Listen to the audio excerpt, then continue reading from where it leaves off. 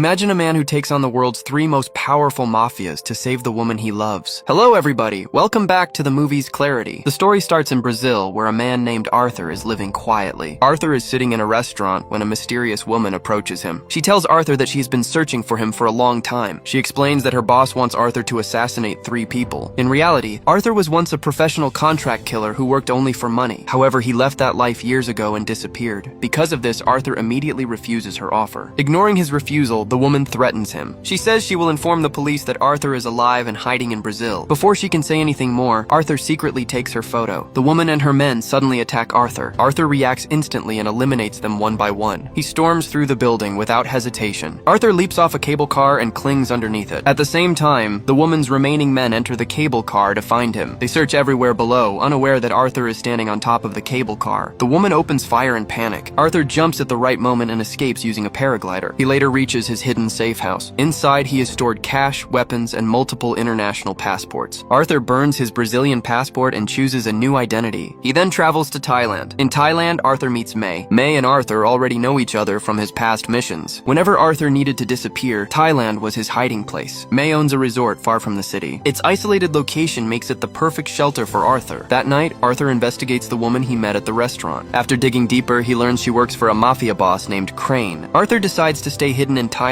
for a few days. He also tries to protect May from Crane and his men. One day, while May is at the resort reception, an injured woman approaches her. She asks for a first aid kit. Her body shows clear signs of severe abuse. When May questions her, the woman avoids the topic and leaves. Later that night, May is walking along the beach. She notices a man violently beating a woman on a boat offshore. May rushes to Arthur and begs him to help. Arthur initially refuses to get involved. When May insists, Arthur finally agrees. Arthur reaches the boat and confronts the attacker. The man is identified as Fran. Arthur and Fran fight fiercely. During the struggle, Fran loses his life. Arthur tells May to take the injured girl back to shore. He stays behind to deal with the boat and the body. While searching the boat, Arthur finds the girl's passport. Her name is Gina Thompson. She is an American citizen. Arthur also discovers a phone that contains his photograph. This is strange because Arthur met Gina for the first time that day. They did not know each other at all, so why was Arthur's photo saved on Gina's phone? Arthur escapes from the boat and destroys it with an explosion. He immediately confronts Gina and asks her about the photo. Gina finally reveals the truth. She explains that the men on the boat were working for Crane. The violent fight was staged as part of a larger plan. Crane wanted Arthur to believe Gina was a victim. His goal was to save Arthur's life and trap him emotionally. Once Arthur fell in love with Gina, Crane planned to kidnap her. In exchange for her safety, Arthur would be forced to follow Crane's orders. Gina admits that she was blackmailed into helping Crane. She runs an orphanage and looks after helpless children. Crane threatened to kill those children if she refused. Because of this, Gina had no choice but to follow the plan. After hearing everything, Arthur makes a decision. He chooses to turn Crane's own strategy against him. Arthur plans to destroy Crane completely. How he will do this becomes clear as the story unfolds. The next day, Arthur notices Crane's men watching his every move. Realizing this, he takes Gina's hand and walks with her along the beach. He wants the spies to believe Crane's plan is working. Several days pass like this. During this time, Arthur and Gina unknowingly fall in love for real. One night on the beach, Arthur opens up to Gina. He shares the truth about his past. Arthur reveals that he was also an orphan. As a child, he was bought by a gangster. That gangster trained children to become deadly assassins. Crane was at the same camp as Arthur. Both of them once planned to escape together. Arthur succeeded, but Crane was caught. Crane was brutally tortured after being captured. Now, years later, he seeks revenge for that suffering. Hearing Arthur's story, Gina feels deeply emotional. She embraces Arthur and comforts him. The next day, while they are on the beach, the plan moves forward. Crane's men kidnap Gina and take her away. Arthur rushes to confront Crane immediately. However, his plan fails. Crane traps Arthur on a chair with a bomb hidden underneath. Crane warns him not to move. He tells Arthur that Gina will die if he refuses his orders. Crane commands Arthur to assassinate 3 specific men. After each kill, Arthur will be allowed to see Gina through a video call. With no other option, Arthur agrees. Crane then gives Arthur a tracking device. He also hands him a photograph of the first target. The first target is Krill. Krill is Africa's most feared assassin. He is currently imprisoned in Penjara, Malaysia. The prison is built in the middle of the ocean. Its walls rise nearly 100 feet high. No inmate has ever escaped from this facility. Anyone who jumps into the sea becomes prey for sharks. Arthur travels to Malaysia. He begins planning his most dangerous mission yet. During his research, Arthur learns that the prison only houses the most dangerous criminals. He obtains a list of Malaysia's most wanted criminals. From the list, he selects one man with a dice tattoo on his face. Arthur copies the same tattoo to match the criminal's identity. To complete the disguise, he fully adopts the criminal's behavior. After this, Arthur heads to the market to prepare for the mission. He first meets a local gangster. From him, Arthur acquires materials to build a bomb. Next, he purchases a special cream. When applied to the skin, the cream repels sharks. Arthur then returns to his hideout. There, he constructs a unique bomb disguised as a harmless object. The next day, Arthur begins roaming the city in his new identity. Disguised as a wanted criminal, he attracts police attention. The police arrest him, believing he is the real fugitive. Arthur is transferred to the same ocean prison where Krill is held. Inside the prison, Arthur observes Krill closely. He learns that Krill is constantly surrounded by bodyguards. Krill has survived multiple assassination attempts inside the prison. Another inmate informs Arthur that Krill is about to be attacked again that day. This time, Arthur intervenes and saves Krill's life. Krill is impressed and grateful. He invites Arthur to join him for dinner. When Arthur arrives, he finds Krill alone. Arthur seizes the moment and attacks him. He strangles Krill until he dies. To hide the truth, Arthur poisons Krill's soup. This makes the death appear accidental rather than a murder. Arthur then moves toward the prison wall. He fills a hidden opening with gunpowder. After setting it, he removes the tracking device. Arthur applies the shark repellent cream to his body. The explosion shatters part of the prison wall. Arthur escapes and leaps into the ocean. Crane's team is waiting at a distance. Using the tracker signal, they locate Arthur. They pull him out of the water and bring him to safety. Once safe, Arthur immediately contacts Gina. Seeing her alive fills him with relief. Crane then contacts Arthur with new instructions. He gives Arthur only 36 hours for the next kill. The next target is Adrian. Adrian lives on the top floor of a 58-story building in Australia. The building is protected with bulletproof glass. Armed guards secure the entire structure. Despite this security, Adrian has a weakness. He swims every morning in an open pool attached to the building. Arthur notices this detail and forms a plan. He decides to use the pool to eliminate Adrian. Arthur first meets a property broker. Pretending to be a buyer, he views the apartment below Adrian's. Inside, Arthur secretly photographs the apartment key. He later creates a duplicate key from the image. Next, Arthur builds a powerful chemical bomb. The device is capable of killing instantly. It can even shatter extremely thick glass. After finalizing the plan, Arthur disguises himself. He enters the building without raising suspicion. Arthur exits through the apartment window. Using cables and specialized tools, he moves upward.